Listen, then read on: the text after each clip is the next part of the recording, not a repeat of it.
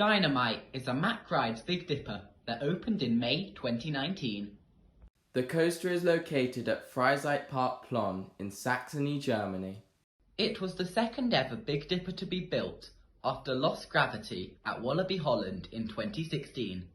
Dynamite has a height of 144 feet and reaches speeds of up to 62 miles per hour. The layout has 3 inversions, a dive chop, a loop and a 0G roll with a total track length of 1,640 feet.